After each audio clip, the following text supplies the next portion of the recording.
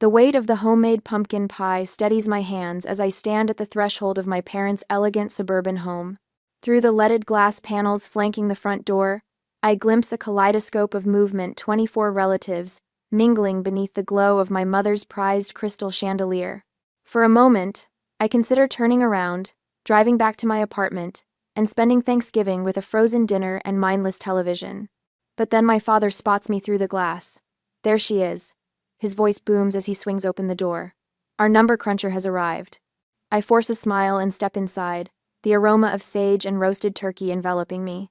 My simple dress, a modest knee length in deep teal, suddenly feels inadequate amid the festive glitter of my mother's home. "Oh, you brought dessert," Mom says, accepting the pie with a perfunctory kiss to my cheek. Her eyes darted past me toward the driveway. "Is that all you brought?"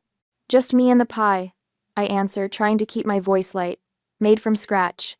Dad pats my shoulder. "Skyla works with numbers. Very stable job. Always punctual." The compliment lands like a backhanded slap. Always punctual. Always reliable. Always boring. I've heard variations of this my entire life. Mom's phone chimes, and her face brightens. "That's your sister. She's running a little late."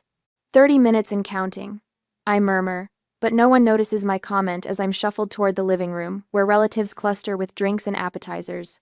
Uncle Warren raises his glass. The accountant arrives. "How's life balancing those books, Skyla?" "I'm an internal auditor, actually," I correct, accepting a flute of champagne from a passing tray. "And business is." The sudden hush falls over the room like a heavy curtain. Conversations halt mid-sentence. Heads turn toward the entryway. My sister has arrived. Marissa glides in, 30 minutes late, and looking like she stepped from a magazine cover. Her camel Max Mara coat, which I recognize from last month's Vogue, drapes perfectly over her shoulders. The Prada handbag dangling from her wrist probably cost more than my monthly rent. "Sorry I'm late," she announces, not sounding sorry at all. The traffic was absolutely brutal. Mom rushes forward, beaming with the kind of pride she never shows when introducing me. "You look stunning, sweetheart." She strokes the sleeve of Marissa's coat. "Is this new?" Marissa preens. "Just picked it up last weekend," the color called to me. "You work so hard," Mom gushes. "You deserve to treat yourself." I swallow hard and drain my champagne glass in one gulp. The irony burns worse than the bubbles. Marissa hasn't held a steady job in 3 years, bouncing between consulting gigs that somehow never last but always come with impressive-sounding titles. Dinner is called before I can escape for a refill. I find myself seated between Cousin Lauren and Uncle Warren's new girlfriend, whose name I've already forgotten. Across from me, Marissa holds court, regaling the table with stories of her latest business venture, involving social media and luxury brands. "Skyla," Lauren turns to me during a lull, her voice lowered. "I've been meaning to ask you something about my student loans. The interest is killing me, and I wondered if you might have some advice about restructuring." I lean in, genuinely pleased to be useful. "Actually, there's a program I just read about that could help. If your income is below a certain threshold." "Not everyone wants to hear about math at dinner, dear," Mom interrupts from 3 seats away, her hearing suddenly selective and sharp. She smiles at Lauren. "Why don't you ask Marissa? She's great with money." The table grows quiet. I stare at my plate, fork suspended over untouched turkey. Marissa's laugh tinkles like ice in a crystal glass. "Oh, Skyla's always crunching numbers," she says, swirling her wine. "And always short on cash, it seems." My cheeks burn. I manage my money just fine. "Do you?" Marissa arches one perfect eyebrow. "Then why are you always asking for loans?" The dining room temperature plummets 10 degrees. 23 pairs of eyes swing between us like spectators at a tennis match. "I've never asked you for money," I say, my voice steady despite the roaring in my ears. "Not once. Not once." "Please," Marissa rolls her eyes dramatically. "You should stop begging for money. It's embarrassing." The words slam into me like a physical blow. My ears ring with the audacity of her lie, a complete inversion of our reality. No one speaks. No one defends me. Not even our parents, who know exactly which direction the money flows. Speaking of embarrassing, Dad cuts in with forced joviality. "Did anyone catch the Seahawks game last Sunday? That fourth quarter was something else." Just like that, conversation lurches forward, leaving my humiliation behind like roadkill no one wants to acknowledge. I sit frozen, transported back to when I was 10 years old, emptying my piggy bank to help buy Marissa a dance costume. Your sister needs it more than you do, Mom had said, patting my head. She has the recital coming up. You're the practical one, Skyla. The practical one. The responsible one. The one expected to sacrifice. I excuse myself when dessert is served, slipping away to the powder room. My hands tremble as I lock the door behind me, but my mind has never been clearer.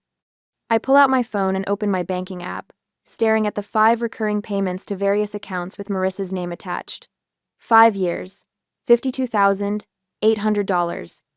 An average of $880 every month. Car insurance. Credit card minimums. Personal loan payments. The evidence of my sister's financial vampirism glows on my screen in neat, organized rows exactly as an auditor would keep them. Without hesitation, I select each payment and cancel them all. One by one, confirmation messages appear. Recurring payment canceled. Recurring payment canceled. Recurring payment canceled. Recurring payment canceled. Recurring payment canceled. I splash cold water on my face, blot it dry with one of Mom's decorative guest towels, and return to the dining room. My pumpkin pie sits in the center of the table, slices missing from its perfect crust. There you are, Mom says. We started without you. That's fine. I slide back into my seat, a strange calmness washing over me. I'm not really hungry for dessert anyway. My phone vibrates in my pocket. Confirmation notices from my bank. The cancellations are complete. More coffee, Skyla? Dad offers pot in hand. I smile and extend my cup. Yes, I think I'll have a second helping. For the first time in 5 years, I will not be paying for my sister's life tonight. For the first time in forever, I am choosing myself, and it feels like the first breath after nearly drowning. Numbers don't lie. People do. The next day, the morning light filters through the blinds of my modest one-bedroom apartment as I open my laptop at the small desk wedged between the kitchen and living room. The coffee maker gurgles in the background, its familiar rhythm steadying my hands as I create a new spreadsheet. Payment history. Marissa Cole. I type in the header, my fingers moving with the precision that makes me valuable at work. Each keystroke feels like reclaiming a piece of myself. I pull up my banking records, methodically copying every payment made to my sister over the past 5 years. The spreadsheet grows row by row, an archaeological dig through my financial sacrifices. 3 separate credit card payments each month. The personal loan that was supposed to be, just until her commission comes through, car insurance for the luxury SUV she absolutely needed for client meetings that never materialized. The total appears at the bottom of the column, $52,800. The number sits there, accusing me not of generosity but of gullibility. Nearly $900 every month, more than my own car payment, funneled silently to maintain Marissa's carefully constructed facade. I save the document to 3 separate cloud locations. Evidence secured, I allow myself another sip of coffee. My phone vibrates again. The screen lights up with Marissa's name for the 16th time since dawn. I silence it without reading the message, but the notifications keep appearing. Something's wrong with the payments. Call me now. Did you change banks? Payment failed. What did you do? The credit card company called. Fix this. Autopay declined. Call me back. Insufficient funds? What's happening? The messages escalate from confusion to panic to rage, punctuation multiplying with her desperation. 15 calls. Over 30 messages in just 24 hours. I place my phone screen down and continue working. By mid-afternoon, the inevitable happens. My mother's name appears on the screen. I answer on the 3rd ring. Skyla? What's going on? Marissa says you're refusing to help her with something. Her voice carries that familiar note of disappointment, as though I'm 10 years old again, selfishly keeping my birthday money, instead of sharing. I've been paying her bills for 5 years, Mom. My voice sounds different, steadier than it's ever been when speaking to my mother. She told everyone yesterday at Thanksgiving that I begged her for money, so I stopped. A sharp intake of breath. That's not what she meant. You know how Marissa gets when she's nervous. She exaggerates. It wasn't an exaggeration. It was a lie. And everyone believed her. You're being dramatic. Family helps family. I helped for 5 years. That's $52,800 of my money. A long pause, then rustling as the phone changes hands. Skyla, it's Dad. His voice sounds older suddenly. What's this about money? Your sister says you've cut her off without warning. Did she tell you why she needs my money every month? She's been having cash flow problems with her business. You know that. Dad, she doesn't have a business. She hasn't had steady work in 3 years. Another long silence. You've changed, he finally says. You used to be kind. The words strike deeper than expected, but clarity rises to meet the pain. I haven't changed, I reply. I just stopped letting people use my kindness as their safety net. The shocked silence that follows tells me they've never considered our family dynamic from this angle. The call ends awkwardly, with promises to talk about this later that we all know means, hope you come to your senses. I've barely set down my phone when it rings again. Lauren. Hey, just checking in. You left Thanksgiving so suddenly. Her voice trails off, fishing for information. It was a difficult evening. I offer carefully. Marissa's been messaging everyone about money problems. Something about you backing out of a loan? A bitter laugh escapes before I can catch it. I didn't back out of a loan. I stopped making her monthly payments after 5 years of paying her bills. Wait, you've been paying her bills? But she has that huge house in Bellevue. The surprise in Lauren's voice confirms what I suspected. No one knew. For years, Marissa had maintained her image of success while secretly draining my accounts. How much are we talking about? Lauren asks. $52,800. Holy shit, Skyla. She pauses. No wonder you always turn down family trips. A lump forms in my throat. All those years of excuses about work commitments, saving for a house, needing to be available for emergencies when the truth was simpler and more painful. I couldn't afford both Marissa's lifestyle and my own existence in the same frame. After Lauren hangs up, promising discretion I know she won't maintain, my phone pings with a text from cousin Michael. About time someone stood up to the golden child. The truth is spreading through the family now, reframing 5 years of gatherings where Marissa arrived in designer clothes while I wore the same black dress with different accessories. Where she brought expensive wines while I baked from scratch because it was cheaper. Where she talked about exclusive resorts while I quietly mentioned staycations. I closed the spreadsheet and shut my laptop. The documentation is complete. The payments are canceled. The truth is loose in the wild. For the first time in 5 years, all $880 of my monthly Marissa payment will stay in my own account. The thought doesn't bring the satisfaction I expected, just a hollow kind of relief. Like removing a splinter that's been in so long you've built your movements around avoiding the pain. I glance at my phone, where the notification count has climbed to 43. Tomorrow will bring more calls, more guilt, more pressure. But tonight, the numbers are clear. And numbers, unlike sisters, don't lie. The family group chat notification lights up my phone at 6:47 a.m. the next morning. I squint at the screen, still warm under my comforter, and immediately wish I hadn't looked. Please keep Skyla in your prayers during this difficult time. Marissa's message reads, mental health struggles can manifest in many ways, including financial jealousy and irrational behavior. I stare at the ceiling, counting the gentle popcorn ridges to keep from hurling my phone across the room. Within seconds, responses flood in. Oh no, what happened? Sending love, Skyla. We're here for you. Should we organize a care package? Nobody asks what prompted this announcement. Nobody questions its validity. My sister's word is gospel, and I am suddenly cast as the unstable family member having a breakdown. My mother calls within minutes. Skyla Marie Thompson. Her voice carries that particular tone reserved for grave disappointments. You need to fix this before Thanksgiving is completely ruined.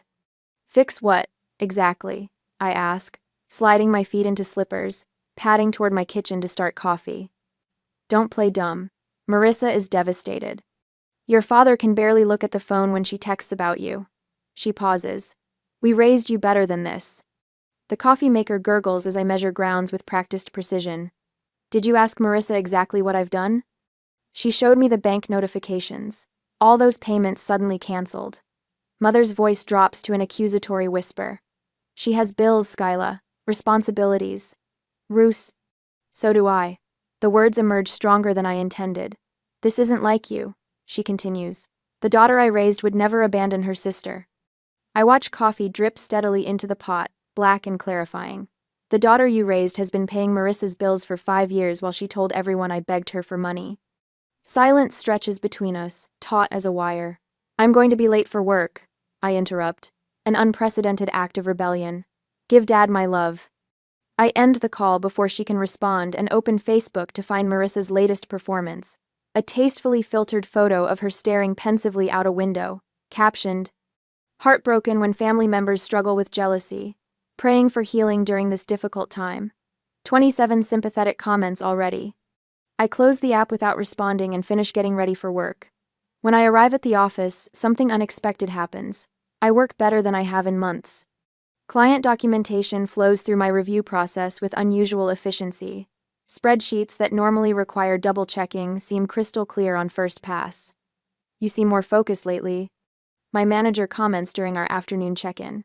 "Whatever you're doing, keep it up." What I'm doing is keeping an extra $880 a month in my bank account and sleeping through the night for the first time in years.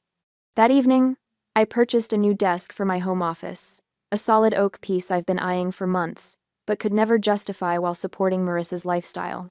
As I enter my credit card information, I experience none of the usual anxiety about spending on myself. No mental calculations about how this purchase might affect my ability to cover Marissa's car insurance payment or minimum credit card payments.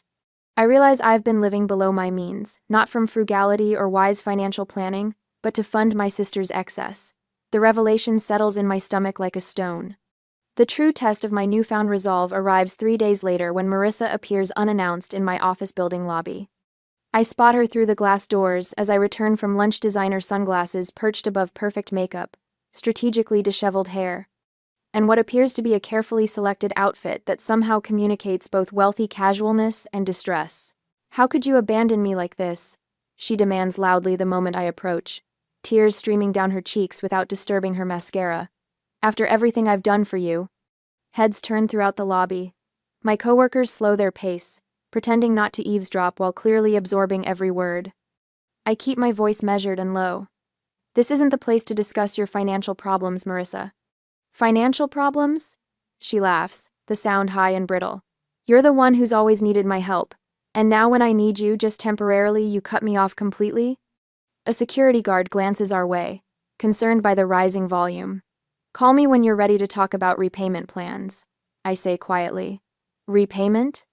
The word hangs between us like a grenade with its pin removed. Her tears vanish instantly. The transformation would be impressive if I hadn't seen it countless times before, the immediate shift from wounded victim to cold calculation when manipulation fails. "This isn't over," she hisses, voice suddenly steady. She turns sharply, stiletto heels clicking against marble, as she exits through revolving doors. I watch her go, feeling oddly calm in the aftermath of what should have been a devastating confrontation. Saturday brings unexpected support. Lauren arrives at my apartment door bearing lunch from my favorite deli and a sympathetic smile. "You okay?" she asks, unpacking sandwiches and containers of soup at my small dining table. Everyone's talking about what happened. "What version are they discussing?" I ask, pulling plates from my cabinet. Lauren shakes her head. "The real story is getting out. Michael called me after talking to your dad.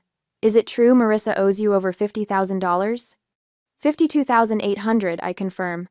But her total debt is closer to $96,000, as far as I can tell." Lauren's sandwich halts midway to her mouth. $96,000? How is that possible?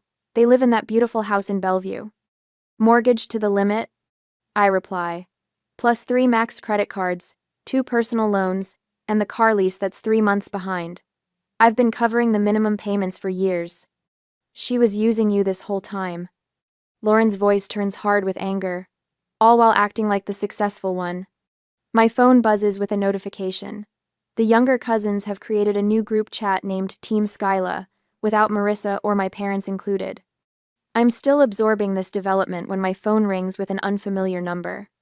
I almost decline until Lauren glances at the screen. "That's Evan's cell," she says, eyes widening. "Marissa's husband." I accept the call, putting it on speaker. "Skyla?" Evan's voice sounds strained. "We need to talk." "I'm listening," I say. "I had no idea about any of this," he begins. "She hid everything. The payments, the debt, all of it. All of it." The raw honesty in his voice catches me off guard. "Thank you for helping her quietly all these years," he continues. "I thought we were stable, but we've been living beyond our means to keep up appearances with the neighbors. I meet Lauren's astonished gaze across the table.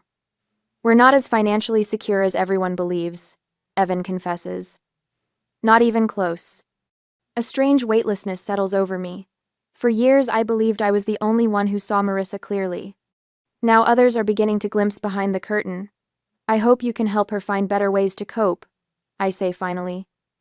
Lauren squeezes my hand across the table as the call ends. For the first time in years, I'm not alone in my understanding of Marissa. And for the first time in my life, I'm not expected to be the one who fixes everything. That night, the knock at my apartment door comes at 11:42 p.m., 3 thunderous blows that rattle the hinges.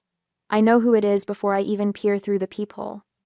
Marissa stands in the harsh hallway light, arms wrapped around herself. Her hair hangs limp around her face, not a trace of makeup visible. She wears faded jeans and a plain cotton t-shirt, clothes I've never seen on her before. I open the door but block the entrance with my body. It's nearly midnight. Please, she whispers, her voice cracking. I'm falling apart, Sky. Evan knows everything. For a moment, I see the little girl who used to crawl into my bed during thunderstorms, seeking comfort from her practical sister, who was never afraid of the noise. But then I remember the Thanksgiving table, her voice dripping with false concern. You should stop begging for money, it's embarrassing.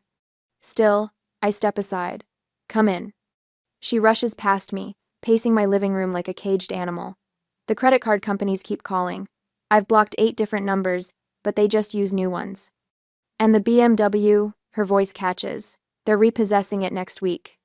I offer her water in a plain glass tumbler. She eyes it briefly, clearly hoping for wine. Mom and Dad are heartbroken. She continues, accepting the water but not drinking it. You're tearing the family apart with this vendetta.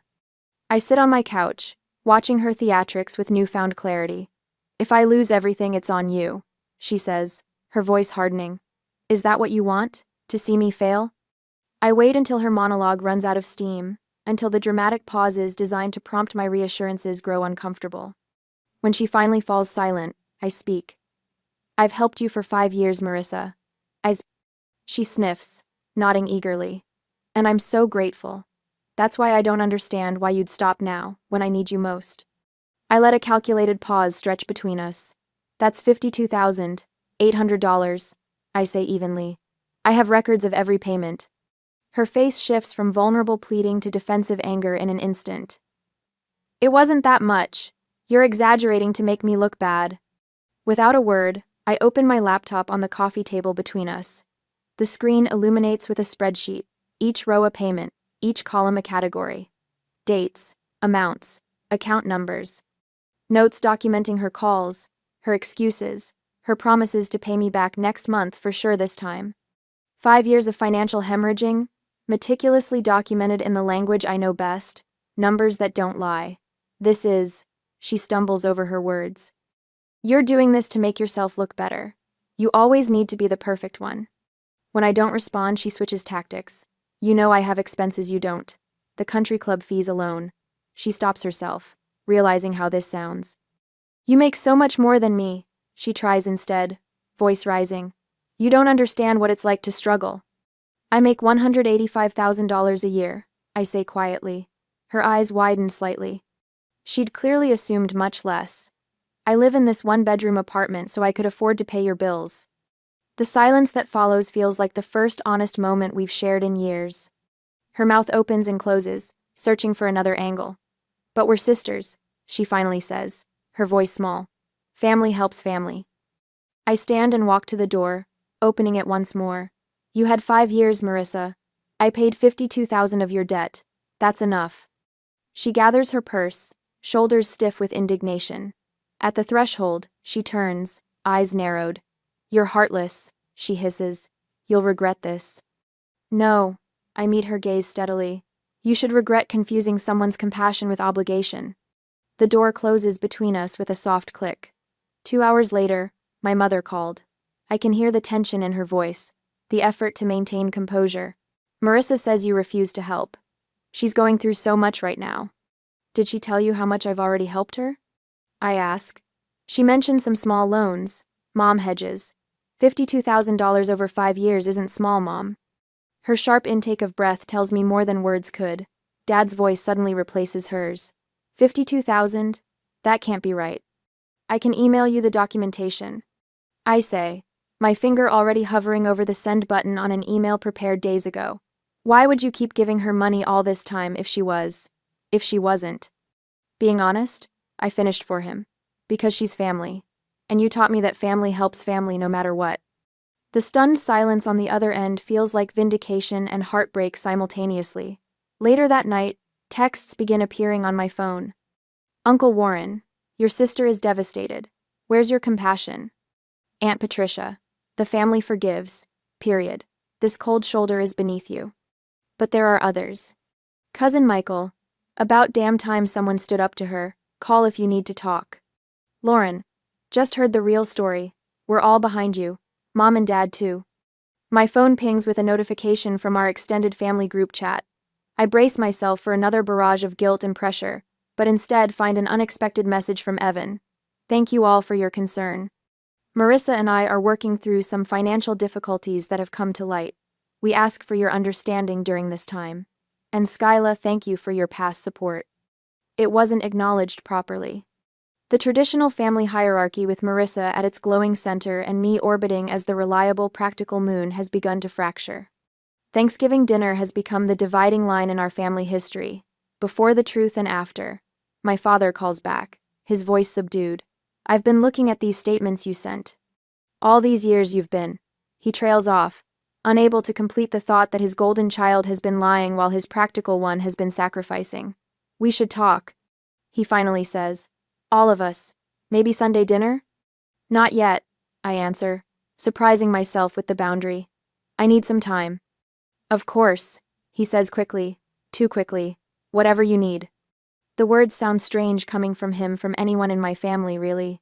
Whatever I need has never been the priority before. I curl up on my couch, wrapped in the quilt my grandmother made, the one Marissa always said was too old-fashioned for her taste. My apartment feels different tonight, not larger or more luxurious, but somehow more mine. For the first time in 5 years, the weight of secrecy and obligation has lifted. The money that funded Marissa's carefully curated life will now fund my authentic one. On my coffee table, the spreadsheet still glows on my laptop screen. 5 years of payments, each one a brick in the wall between who I was and who I'm becoming. I close the laptop, and the room falls into darkness except for the gentle city light filtering through my blinds. Tomorrow will bring more calls, more family members taking sides, more pressure to return to my familiar role. But tonight, in the quiet aftermath of finally speaking my truth, I find something unexpected. Peace. The text on Evan's message glows ominously on my phone screen a week later. Family meeting. Our house. Tomorrow at 2. Just parents, you, and a few others. This needs to end. I stare at the words for a full minute, my stomach tightening. In the week since I confronted Marissa in my apartment, the family has fractured into opposing camps. Mother still calls daily with tearful pleas. Father has retreated into uncharacteristic silence. Cousins message their support or condemnation depending on which version of events they believe. What surprises me is Evan's sudden involvement. In 6 years of marriage to my sister, he's always remained pleasantly detached from family drama. When I arrive at their home, notably smaller than what Mother had led everyone to believe, Evan opens the door before I knock. His normally easygoing expression is replaced by something harder, more determined. Thank you for coming, he says, voice low. This won't be easy. The living room feels like a courtroom awaiting trial. Mother and father sit stiffly on matching armchairs. Uncle Warren occupies one end of the sofa beside Aunt Patricia and grandmother, whose presence signals the gravity of the situation. Marissa is nowhere in sight. Where's I begin? She'll join us shortly. Evan interrupts, gesturing toward the empty chair, clearly positioned as the focal point. Please, sit. I choose the corner of the sofa instead, maintaining distance from the emotional blast zone. The air feels charged with unspoken accusations. Mother attempts a weak smile. This is unnecessary. Family disagreements should stay private. Not this one, Evan says, his voice firm as he places a thick manila folder on the coffee table. Not anymore.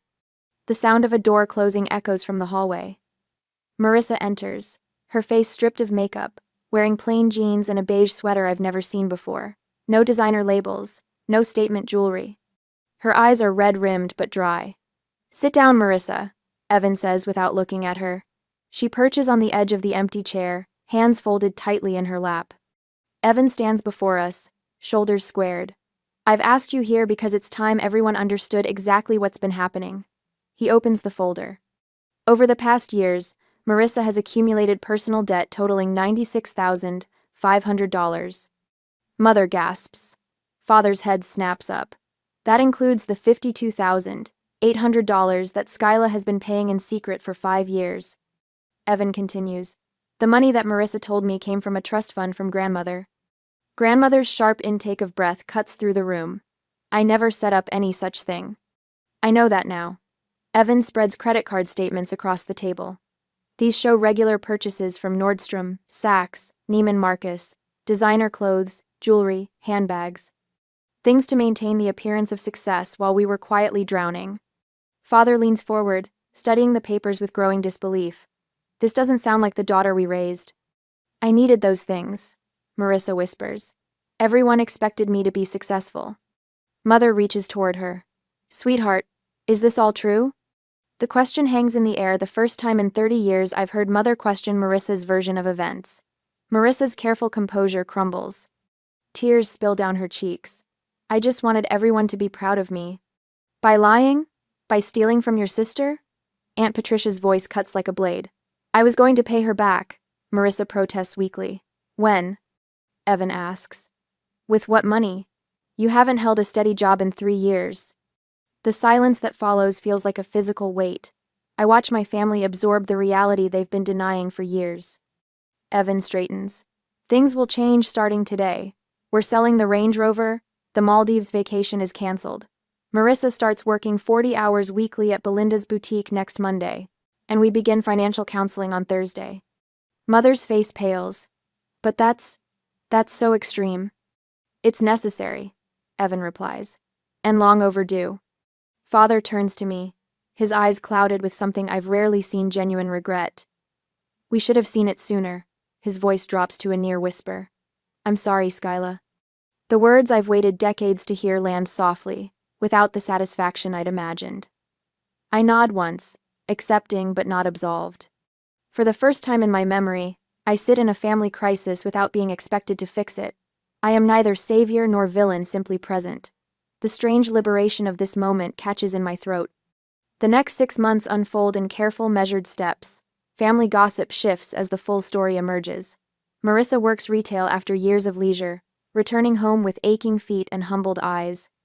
Evan oversees their finances with spreadsheets that echo my own meticulous records. When Mother calls now, her voice carries a new hesitancy, as though she's learning to navigate unfamiliar terrain. Father asks about my investment strategies, listening with genuine interest. One Thursday morning in May, my phone pings with a banking notification. Deposit, $600. A text message follows. "It'll take years, but I'll pay you back. M." I stare at the screen, remembering the Thanksgiving table where she publicly accused me of begging, the powder room where I finally found my boundaries. The spreadsheet documents 5 years of silent sacrifice. My fingers hover over the keyboard, a dozen responses form and dissolve in my mind. In the end, I type just 2 words. Received, thank you. Not forgiveness. Not yet. But perhaps a door left slightly open in a wall I had every right to build. The weight of the pumpkin-scented candle steadies my hands as I stand at the threshold of Evan and Marissa's downsized Tudor-style home. Through the leaded glass panels flanking the front door, I glimpse modest Thanksgiving decorations, a far cry from the opulent displays at our parents' home last year. For a moment, I consider turning around, driving back to my apartment, and spending the holiday alone with a good book. But then I spot my father through the glass, and our eyes meet. 1 year has transformed more than just my living space. My apartment now boasts a plush sectional couch in rich burgundy, replacing the threadbare hand-me-down I'd tolerated for years. My home office gleams with a proper desk instead of the wobbly card table where I'd managed my finances and Marissa's for half a decade. The $880 monthly payment that once disappeared into my sister's bottomless needs now flows into an investment account showing 12% growth. Dad opens the door before I can knock. There she is, he says, but his voice lacks the booming quality I remember from childhood. Instead, there's something I've never heard before: respect. Happy Thanksgiving. I step inside, breathing in the aroma of roasting turkey. My simple dress, a knee-length in deep forest green, feels perfectly adequate for this gathering. Oh, you're right on time, Mom says, kissing my cheek without the usual perfunctory feel. Marissa's just about to serve. The dining room table, set simply with white plates and cloth napkins, hosts only 8 place settings instead of last year's 24. No crystal chandelier hangs overhead, just a modest pendant light, illuminating faces I now recognize as family rather than audience. Marissa emerges from the kitchen wearing jeans and a cream-colored sweater. No designer labels visible, no statement jewelry catching the light. Her hair pulled back in a simple ponytail. She carries a platter of sliced turkey with steady hands. Everything looks wonderful, I say, meaning it. Marissa's smile contains something new: humility. Thanks for coming. When everyone is seated, Evan suggests a toast. All eyes turn to him, but he nods to Marissa, who rises slowly. She lifts her water glass. To a family who tells us the truth, even when it hurts. My throat tightens unexpectedly. I raise my glass in acknowledgement, not yet ready for complete reconciliation, but accepting this honest new beginning. Throughout dinner, conversation flows without the usual facades. Uncle Warren discusses his recent heart surgery without minimizing its impact. Lauren shares her promotion without downplaying its importance. Parents admit their struggles with retirement planning without pretending everything is perfect. No one performs, no one competes. We simply exist together in truth. Later, back in my apartment, I open my laptop out of habit, but I no longer check the spreadsheet daily. 12 payments have arrived consistently from Marissa, each exactly on time. I scroll through my phone, deleting old pleading messages from her that I'd saved as evidence. They're no longer necessary armor against gaslighting. The truth has emerged and settled like dust after a storm. Opening my journal, I write, $52,800. If she were a stranger, I would have stopped years ago. But she was my sister. Or at least, I thought she was.